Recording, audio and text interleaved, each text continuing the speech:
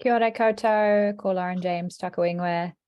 I lead sustainability for BusinessNZ Network, and it's my pleasure to welcome you to today's webinar on Where's the Climate At?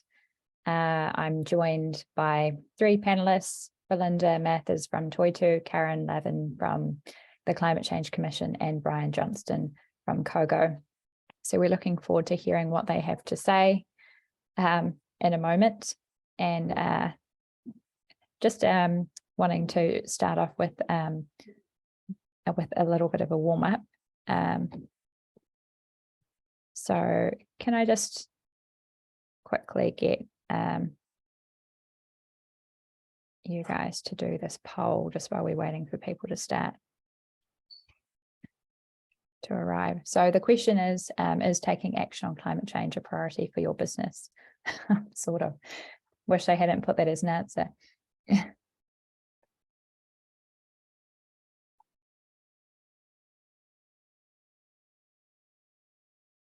Just give you a couple more seconds to respond.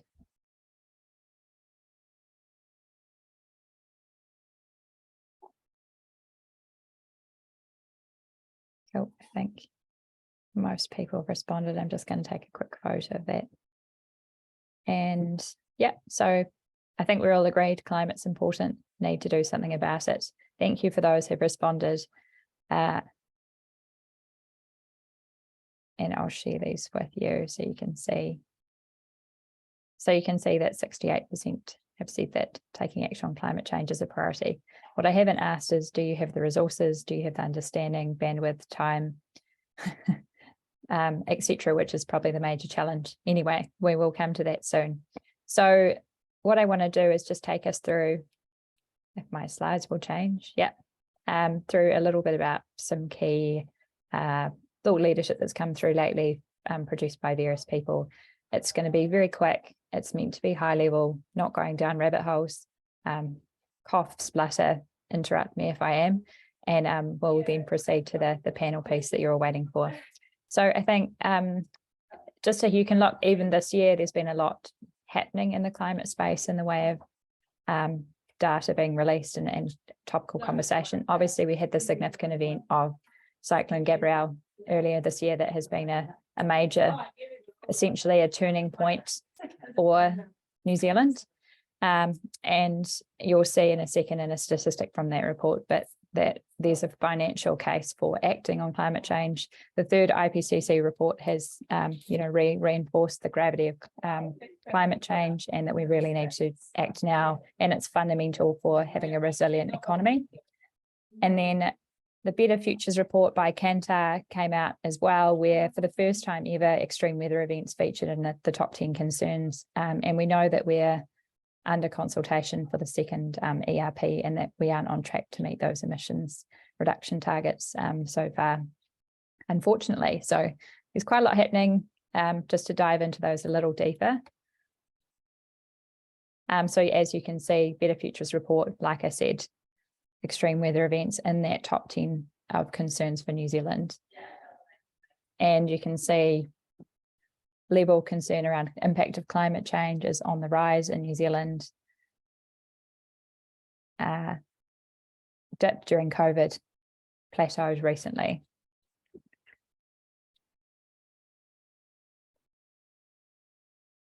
Yes, as I said before, Cyclone Gabrielle was pretty pivotal in putting climate change on the map, not telling you anything you don't know. And we'll see if we can get a few insights from Belinda Mathers, who is on the ground as a civil defence volunteer. So a couple of findings from the latest IPCC report. We're not on track to limit the warming target of 1.5 degrees that we need to achieve. Pace and scale of climate change action on tackling climate change are insufficient to actually tackle climate change, and we're already seeing the impacts. I think people finally, hopefully, woke up to the fact that the climate is very much changing now, and will continue to in the future. There's gaps in progress, and we're still got emissions rising. And you can see the impacts will occur into the future, depending on what emission scenario you look at and how much action we take sooner rather than later, essentially. You can digest this a little bit more in your own time. I'm whipping through these to get to the panel part. This is, I guess, what I've called the climate equation, but it's saying Deloitte's Turning Point report basically says there's money in action. If we act now, we can add a significant amount to New Zealand's economy by 2050, 64 billion.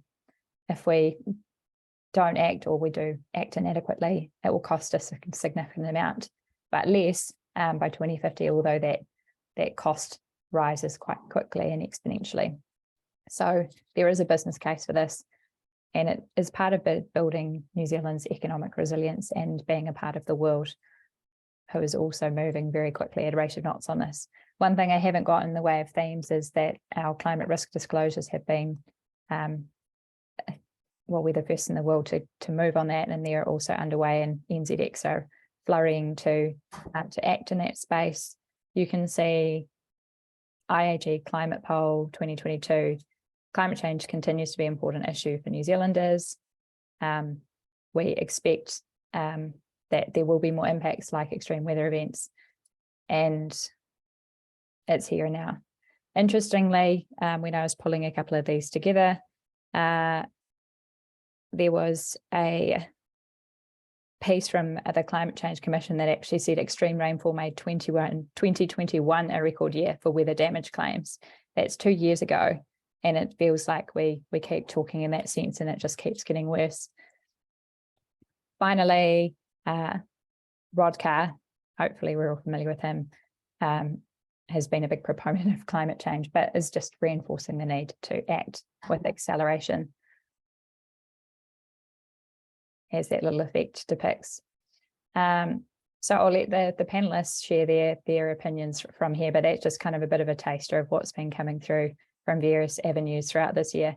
Not really telling you anything you don't know, but it's just being reinforced through many channels. Anyway, feel free to add to that, build on it, challenge it as well if you like, panelists. So the moment we've been waiting for, hearing from people other than me. So welcoming our panelists, we've got Dr. Belinda Mathers, who's the Chief Science and Technical Advisor from Toitu, Dr. Karen Levin, Manager of Adaptation Emissions Budgets, Manager of Adaptation in the Emissions Budgets Adaptation and Markets Group at the Climate Change Commission, and Brian Johnston, who's Chief Impact Officer at COGO. Hopefully you're not all feeling bad about your job title at this point. So thank you everyone for joining us. I'll show you a few of the questions we're going to ask, and then we'll get into them. But just starting really broadly, I'm keen to hear from you guys what you'd say are the top three kind of climate change challenges you think are front and centre that are facing us today. So we'll start, kind of go left to right, or at least my left to right. We'll start with Belinda. So if you'd like to share those for you. Sure. Thank you. Kia ora koutou, ko Belinda Mathers, toka wingoa. In my day job, as Lauren said, I am Chief Science and Advisory Officer at Toitu. In my evenings, weekends, and any other time that it might happen role, I am involved in civil defence and emergency response. So I'm kind of seeing both the reduction side and day to day, front and centre all the time, which can be a little bit overwhelming at times, and I'm sure other people are experiencing the same thing. So if I had to pull out three challenges, and I have got a slide that sort of covers a whole lot of challenges that Lauren might show, I'll pull out three, maybe four main ones that we're hearing about a lot.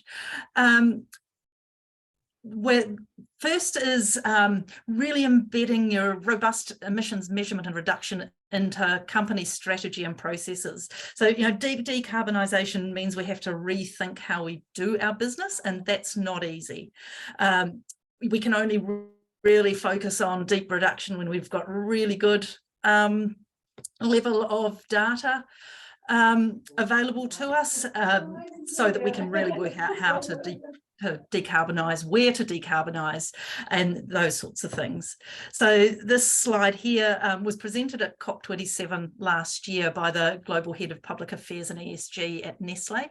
And it, I think, describes really well some of the challenges that businesses face in the measurement and reduction journey. So I'll just let you have a look at that while I talk. Second big challenge that we're seeing is around robust claims and avoiding greenwashing. We want to be able to rely on information that's given to us. We want others to be able to rely on information that is given to them. And we can only do that if claims are robust and greenwashing doesn't happen. And if greenwashing does happen, then it potentially means that people won't believe anybody's claims, the good ones or the bad ones. The third point that I wanted to draw out was around getting caught up in the do we adapt, do we reduce, do we offset question. And you know, with what we're seeing this year, what we're seeing around the world, climate change is already here, so we need to adapt to that.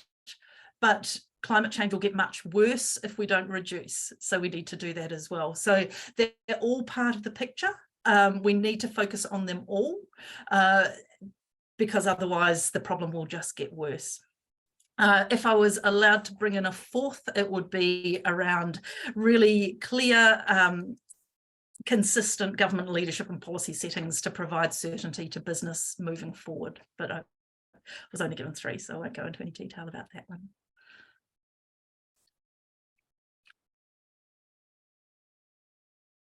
Nice and concise. That's a great start for what you're seeing as the key challenges, and many of us will echo those thoughts as well. So thanks for that, Belinda. Moving to Karen now. In fairness, if you want to sneak a fourth in, you can as well.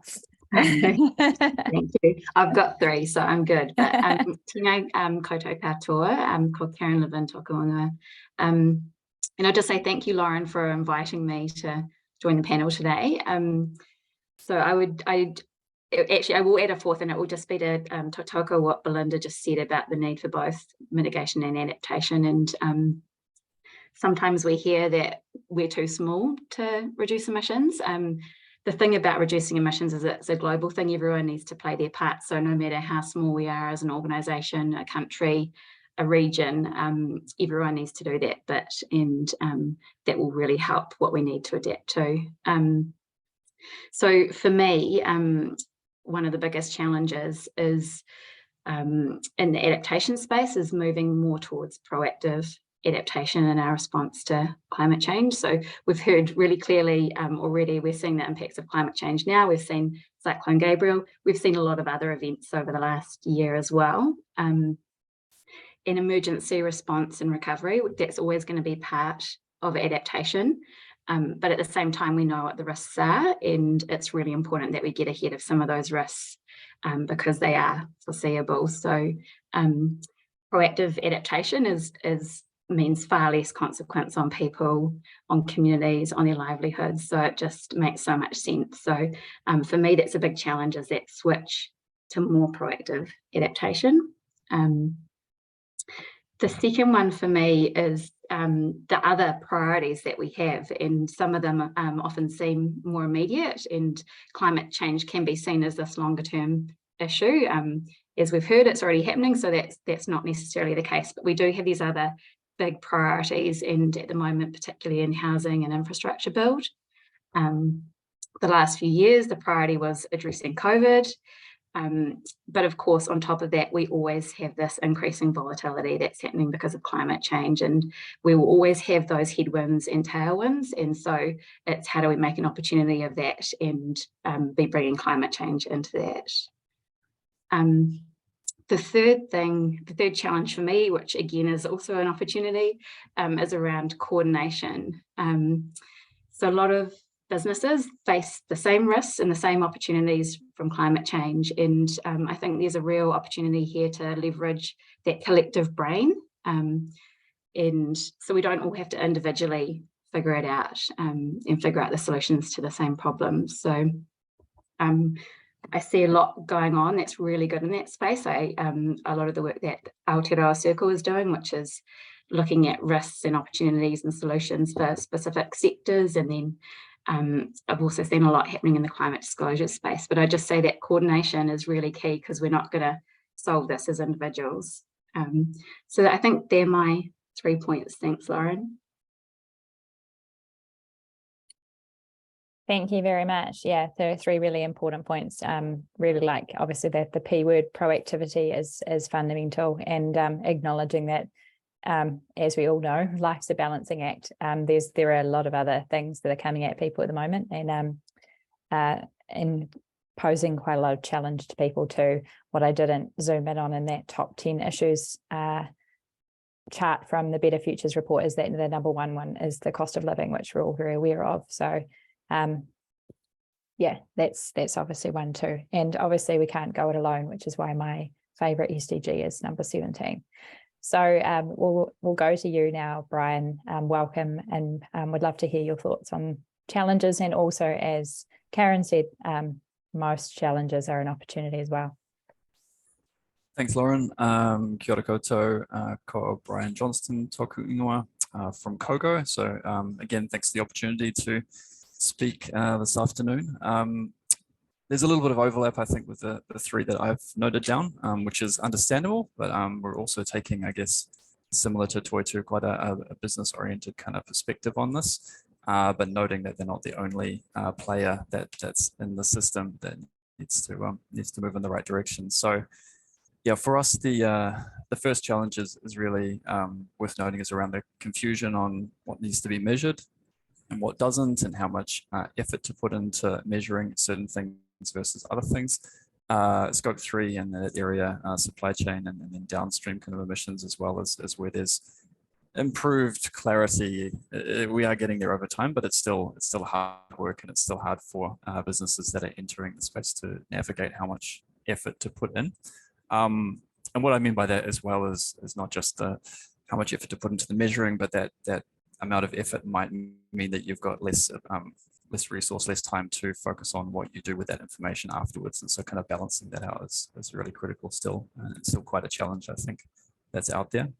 Yeah, the second one around the clarity from central and local government in terms of direction. So I just want to reiterate or support that comment by Belinda around that being really critical. It's just so important that there's a clear direction signaled and not too much changing of ambition or speed on that. Of course, noting that there will be changes over time, but business needs to, make decisions around investment, and if there's uncertainty, then that's just it ups the risk around making those decisions, and usually leads to delays, and then that holds us back quite a lot. And then the third one is just basically this is an ongoing challenge around the struggle that everyone has individually and businesses as well around the intention action gap, and the reduction ambition around carbon emissions for organizations is much more ambitious than it was previously, which is great news. But there's still a lot of struggles around how to follow through. Some of that's linking back to the sort of system stuff I alluded to with government direction. We're all trying to move this along, but we can't all individually drop our footprints, to zero without some systemic change occurring as well. But then that systemic change is more likely if we can see more of our fellow businesses and others in the system also moving in the right direction there. So yeah, that follow through I think is important, and to kind of emphasize that as well. Thanks. Great, thank you very much. Yeah, that's, I guess, lucky last. You can pick up on some of the other trends and themes, and it's, again, not unusual for there to be a commonality. I think what came through, one, build on what the others have said around a confusion around not just sort of what to measure, but what to do, where to invest, when, how, why, that kind of broader theme, and also needing a strong signal from leadership, if I call it that, because leadership can be represented by many things, including government as well, both national and local, and really like the point around needing to move as a collective or not going it alone. So I think one of the things I'd like to dig into for starters, and it is the contentious challenge of to mitigate, adapt, focus on resilience. And I've got a slide that kind of ties those three things up, but can we get, so I'll go backwards just to Karen for starters of your thoughts around the role of each of those or all together and in what order. Are you able to just say the three things again? Sorry, the mitigation, so mitigation. Yes, exactly. Yeah, I mean, one of the things that I'm particularly conscious of working, I mean, the Climate Commission advises central government, and so our role is at a national level, and in policy circles, we often split out mitigation and adaptation, and then resilience comes in to that adaptation component of it. What I'd say is what I think about a lot in that space is how we actually link those two together again. And that's one thing that the Climate Commission has the ability to do, because we're one organisation that looks across those things. And when you're thinking about policy problems, you do need to have ways to break things down to make them manageable, right? But I think sometimes there's this sort of distinction between mitigation and adaptation when ultimately it comes back to risks and opportunities and needing to look across all of those things at once. And so, yeah, I guess the question and what I'd ask businesses, because I think you probably do it better than what we do, is how we can do this better at a policy level to make it easier for businesses. Cool, thank you. And I like what you said about, I guess we get stuck on the flip-flop of mitigation adaptation, but it's actually about risks and opportunities, which we have been even more commonplace terms for a long time and practiced by businesses. So hold tight, Belinda. Thanks for your patience. We'll go back to Brian. I'm just trying to share the talking stick around. What are your thoughts on the interplay between those three, Brian, and kind of which is more important, or how businesses can tackle those? Yeah, I think it depends a little bit as to the industry that you're in and your exposure. You know, some industries are very, let's say, in the virtual space, some very in the physical space in terms of premises and kind of plant and equipment and so forth. So that's one element maybe to take into account. I mean, our approach, and we're working with clients, is very focused on the mitigation side of things. But having said that, you know, adaptation is a part of the puzzle here, and we see them. Although we're not focusing on adaptation as much, it's still very important to be engaging and recognizing that there's an element of that, and it's the same when we're engaging with individuals. You know, like there's uncertainty around that. People are experiencing these extreme events, and we need to connect the dots here. But yeah, I would say that the mitigation is still really critical. We need to be mitigating while we're adapting, because if we don't get the mitigation going, then we're going to have a bigger problem, you know, to sort out. So that would be my message here. Thank you. And I mean, out of curiosity, your business is focused on helping businesses like reduce their emissions, and as you say, focused on the mitigation space. Have you got any kind of plans in the pipe to adapt and focus on adaptation? Pardon the pun. I think it's so locally specific, so geographically specific, and that's an interesting element there. So I guess one of the interesting quirks of sort of climate change or carbon footprint reduction space is that the effect of global warming is well, I'm going to say this wrong. Probably say it better. But you know, it's a global issue. So a kilogram of CO2 emitted here versus in Europe versus Asia, same effect on the overall problem. Whereas the adaptation side can be very local, very specific. So that's a little bit of a challenge for us to get more specific with our product. But yeah, that's just our situation. Yeah, and especially if you're trying to achieve scale, right? So thank you.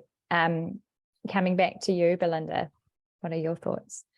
Yeah, and like Kogo, we have up until now been largely focused on the measurement and reduction space, but we're very aware how important the adaptation and even advocacy and some of those other spaces are. So we are actively moving towards including those sorts of things into our offerings, which will be great.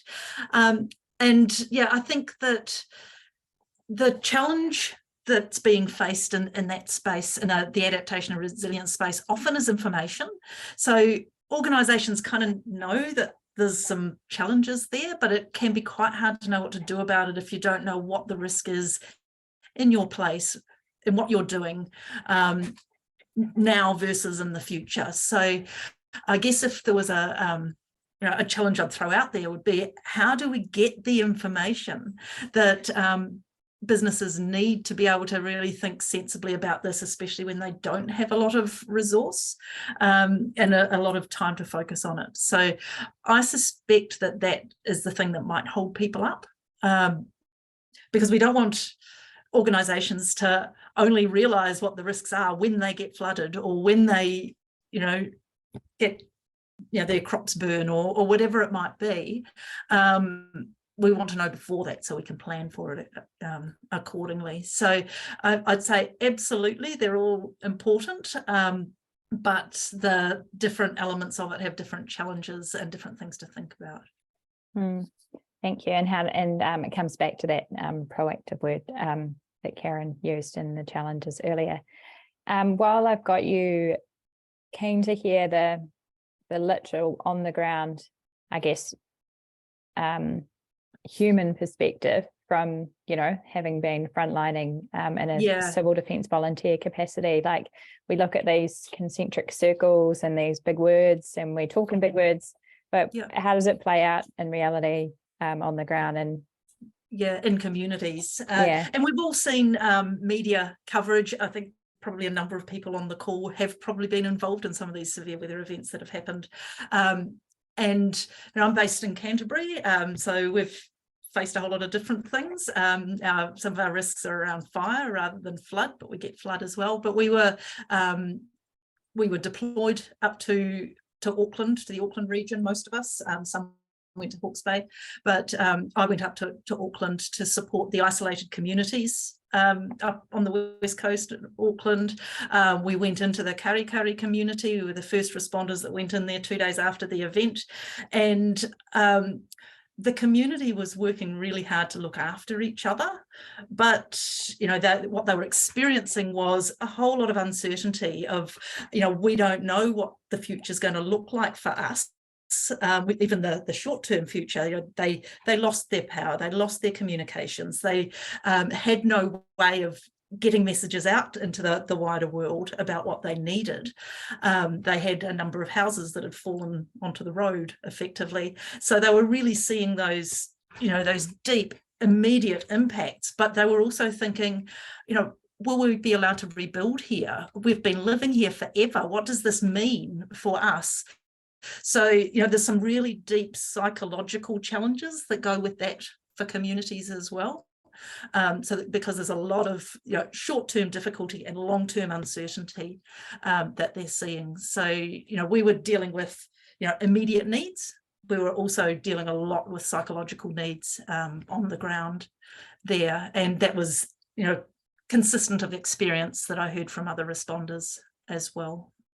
So so it's really challenging. How do people keep working if they can't have power? How do people feed their families? Although just those immediate things can be really, really challenging. And not necessarily it's easy to step back and go, sea level rise, we're going to have to move people, we're going to have to do some retreat, those sorts of things, but managing the people elements of that is super important as well.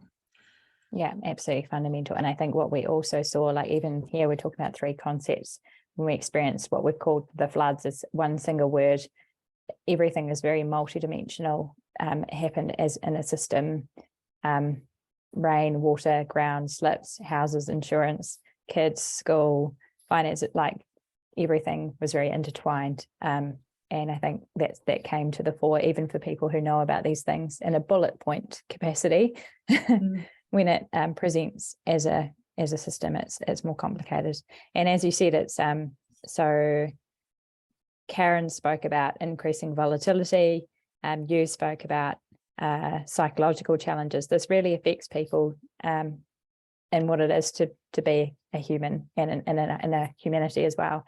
So I want to move to the kind of the theme of, it kind of intertwines value chain scope 3, but also community and collective. Like there's the opportunity, I guess if you talk in more clinical terms of scope 3 and value chain, is to kind of to harness the collective, is to influence downstream beyond your business.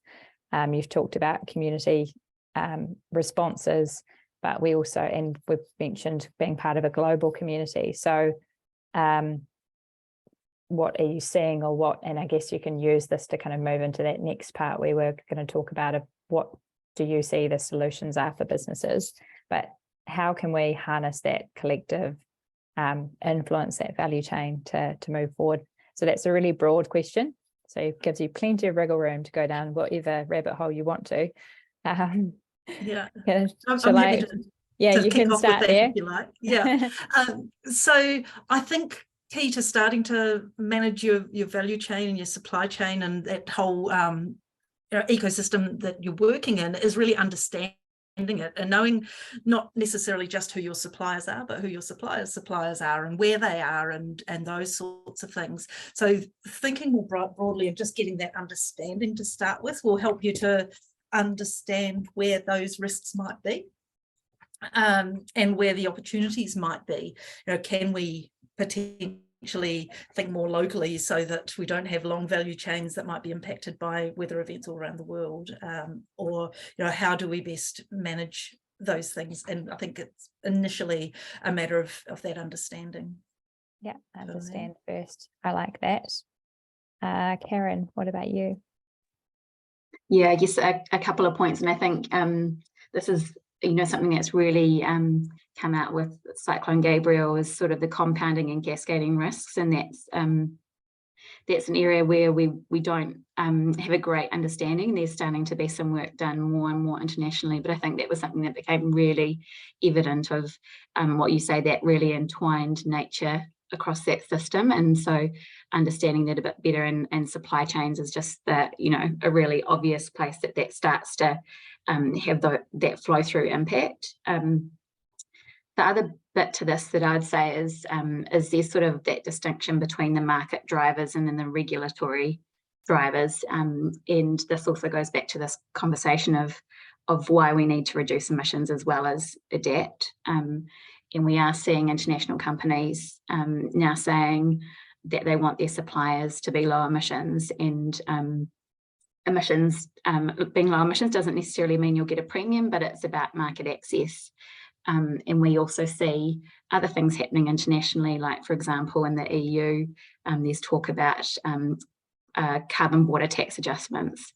And so, when there's things like that, that's all about market access. And as a trading nation, that's so important for us. And so these drivers are really important to consider when you're thinking about what you're going to do, because they're going to probably bite more so than some of the regulation that might come through in emissions prices and things like that. So nice, thank you.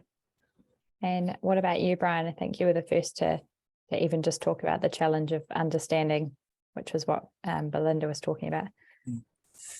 Yeah, I would echo Karen's comment there around market norms and regulation and the kind of increasing drivers there. So the way that we think about it, and if you think about your individual footprint and what you could do around carbon, then this is that kind of perspective that's called consumption emissions perspective, and that's different from production. So if you think of New Zealand, lots of agriculture and forestry and so forth, production emissions take into account that. But if you look at what everyone collectively is buying and where that's coming from, offshore and onshore, that's consumption emissions. So that perspective, I think, is pretty important, and that's what's driving some of this increasing regulation in other markets. So from the perspective of smaller businesses, I think one of the big drivers will be making sure that you are meeting those kind of market norm expectations, those supplier, so your customers, and they're interacting with their suppliers. You know, this dynamic is happening, and it's getting a bit stronger, and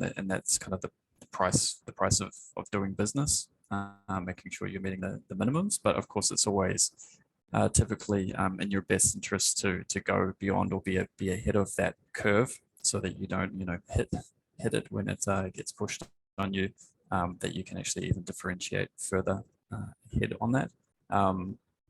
It's definitely a driver for large businesses engaging with their supply chains, and that's being driven by the regulations and the risk exposures as well. So some of them are putting out, you know, requirements into their suppliers. I guess everyone is thinking in that direction, but actually the ones that are a bit more mature in their climate strategy are looking for, you know, tools and ways to help their suppliers, because, you know, if you reach out, a large corporate reaches out to their supply chain, the biggest ones, or where the biggest spenders, these will be large organizations, but there's a really long tail of smaller organizations that are just to try to hit them with stickers, I think probably not the best approach. It's a bit more proactive. That P word again.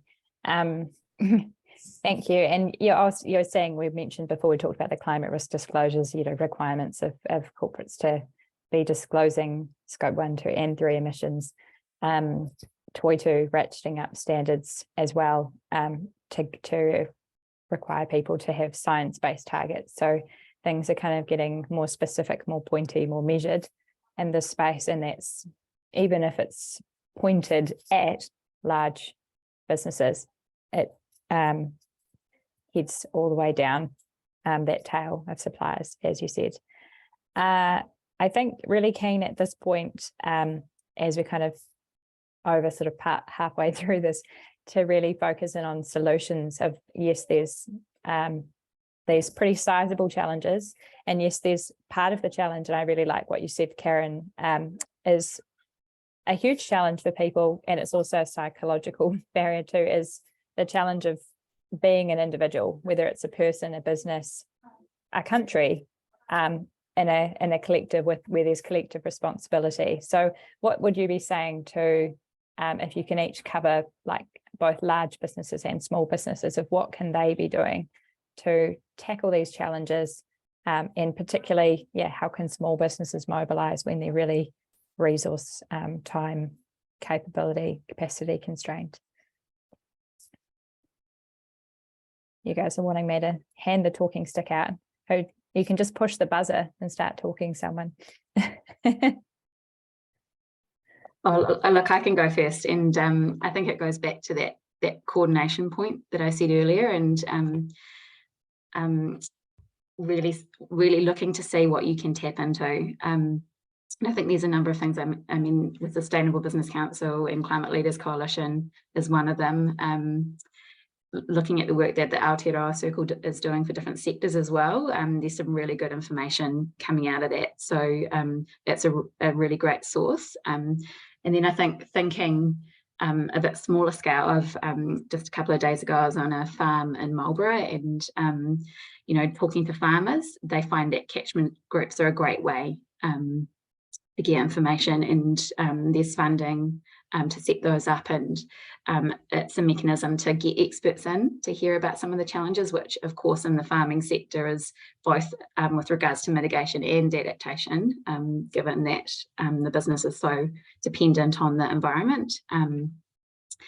But also it's that space where you can throw around ideas amongst your neighbours and what you're trialling, and share that, and it's a really positive creation space. So I think really trying to find those networks is a really key aspect to this. Yeah, I 100% agree, Karen. I think, you know, finding your people, finding your connection points, either you know, your suppliers, your clients, those sorts of things that might be doing some stuff themselves that you don't want to redo, or other organisations a bit like you that might have faced the same challenges and found some ways to take them forward. You know, there will be people around, and this is an area that people are generally pretty willing to collaborate on, because it's a problem that we're all facing. It's not a point of competitive difference quite so much as many others. Thanks, Belinda. What about you, Brian? Yeah, I think there's probably some different angles that larger businesses can take versus small, and I'm not going industry specific here, but I think that that's already been covered just before, which is great. The larger ones, if you look at who we work with and how we try to engage through the financial industry, is looking for those partners that are looking and are ready to engage with their customers through lending. So individuals, households, and small businesses. So that means that they can be shown to be doing a bit more than, say they set a target and then, I don't know, put out a questionnaire out to the supply chain or out to their customers. It does mean something, but it doesn't give a lot of opportunity to it doesn't align with the business strategy as well, and that kind of purpose of trying to move on climate change risk and footprint, while also aligning with what business is trying to do, generally speaking. So that's where we see, I think, that businesses, the larger ones, have a role to play there, and that's why I mentioned that sort of proactivity before, because there's a knowledge gap, there's a lack of confidence in the direction to go for small businesses, because of you just don't have the specialization in-house on tap, and it's quite a big step to go external. Providing of guidance, information, and so forth, still really, really important. Yeah, and then on the small business side, it would just be making sure you're not outcompeted by the larger businesses that do have these resources. That you need to make sure that you're fronting up, and again, it was around meeting those norms at the very least. But the way in which the small businesses need to go about it, it's got to be right-sized as well. It's definitely not a case of, I think you see this, it is emerging. If you look at some of the standards or general requirements out there, like the Science-Based Targets Initiative around climate target setting, and there's a small business equivalent of that. But then if you look in the New Zealand context, probably fair to say that the SME scale is at the S, and maybe it's probably the S end of the SME scale for the global SBTI target setting framework. So yeah, right size is really critical, because otherwise it's just outsized compared to the size of your business. I really like that, and because I think one of the, I don't know about solutions, but parts of any organization's journey to tackle this is when we talk about climate change as a risk, is literally the first starting point of a big organization is risk assessments, risk committees. So documentation, spreadsheets, resourcing, time, red tape, lots of decision makers. That's not that's not right side for the little s of SMEs, as Brian talked about, and that's going to be a challenge, I think, for New Zealand with our predominance of SMEs. So so either you, Belinda, or Karen have a view on how that can be right sized, or how organizations can just even begin to think about that, obviously having acknowledged that data and information is a key challenge to that too. Yeah, absolutely. And I guess for large companies, they have much more influence over their value chain than little companies do. So I guess that makes it much more important for small companies to be really thinking about their own operations, having a view on the broader value chain, but really thinking about what is it that I'm doing? How much electricity am I using, fuel, travel, that sort of stuff, and really focusing on that. Because that's where you've got the most influence. So I think that sort of working in that space that you can control and influence most makes absolute sense. Like that, nice and simple. Anything to add to that, Karen?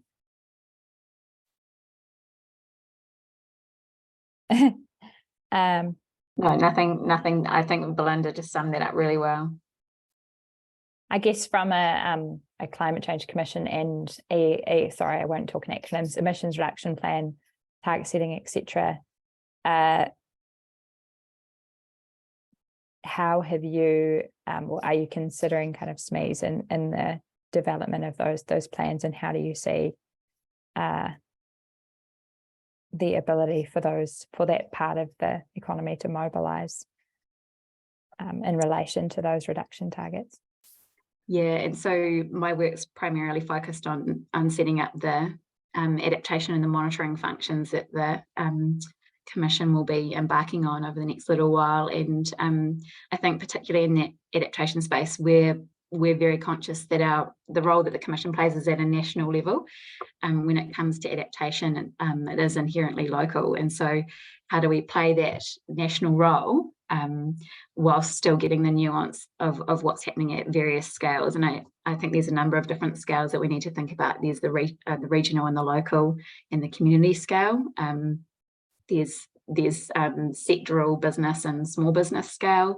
There's also iwi Māori organisations and how they're thinking about things as well. So it's this is something that we're just working through at the moment, and we're not quite sure how we do that.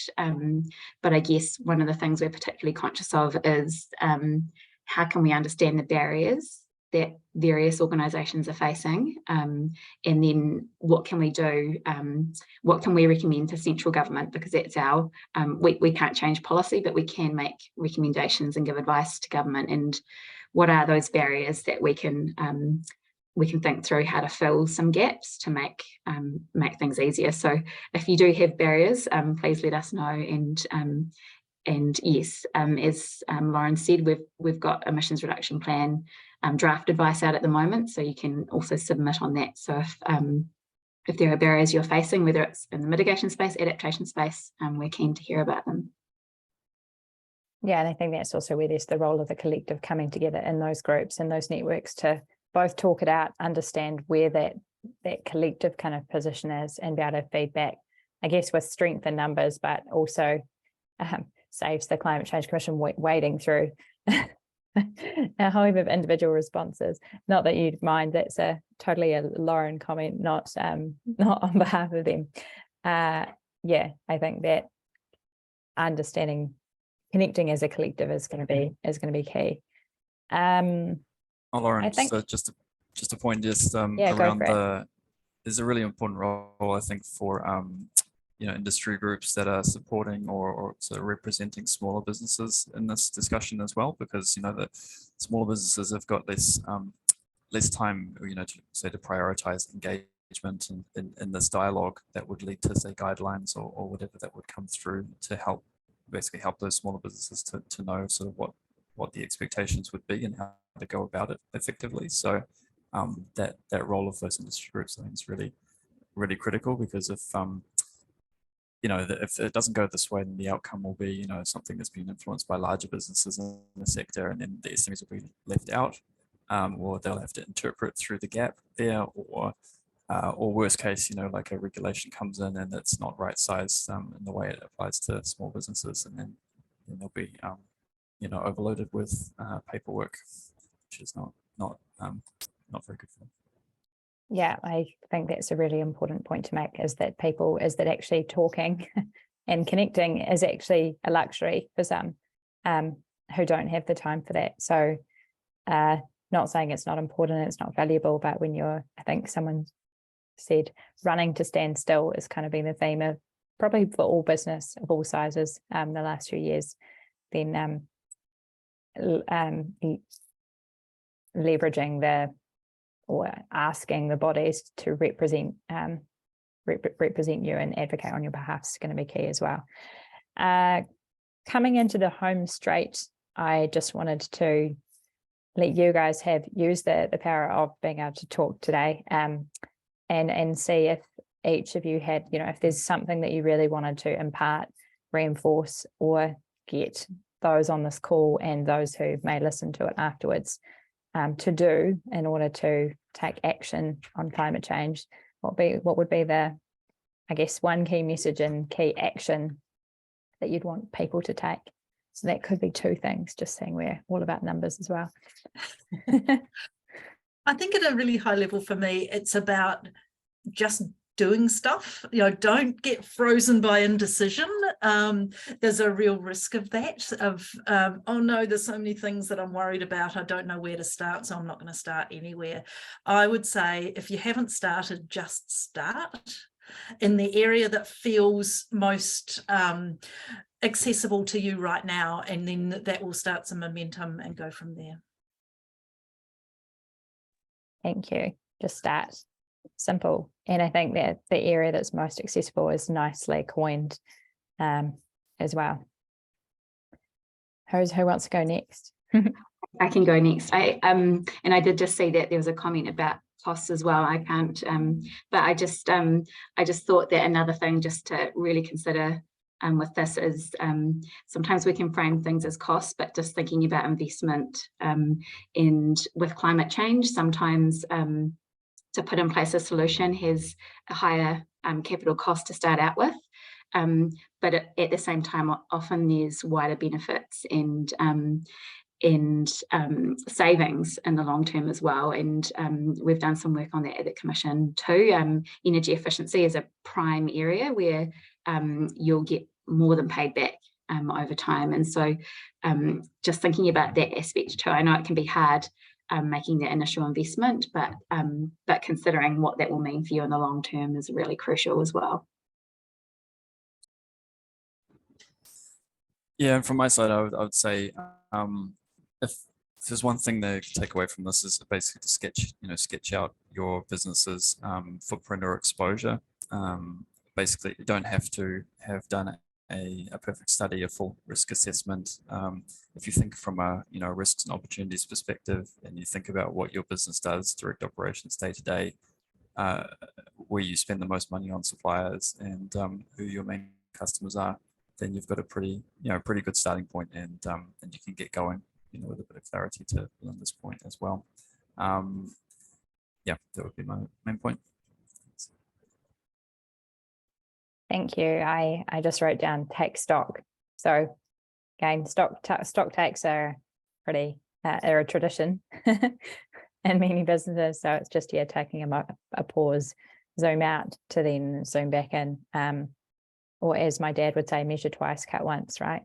So I think what I'm going to do is firstly, just check if there's actually any questions from those in the audience. I think there's another chat. Hold on. There's just kind of a comment around costs, but we've talked about costs. Is there a draft climate action strategy document available for SMEs as a starting point available anywhere? Guess you can just always do a thumbs up if you think there is one, or shake your heads. Draft climate action strategy document available for SMEs as a starting point. There, it is maybe, I haven't gone into it in high detail, but we've definitely taken a look. There is a platform called the SME Climate Hub, which is generally set up as a kind of a global resource. It's trying to support that engagement for SMEs, so right size in there. So it's not New Zealand specific, but I can share that. I can provide that link with you to you after this. Yeah, thanks, Brian. I can circulate that to everyone. Always great to have a one-stop shop for extra resources. And again, if there's frames and templates, that's often another good thing as a starting point, just to get a sense of where you're at. Does anyone else have any questions before I do a wrap up?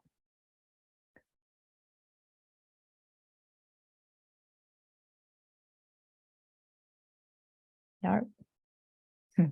Cool. Well, thank you again, Belinda, Karen, Brian. Really appreciate having you along and for your contributions today. Some interesting insights.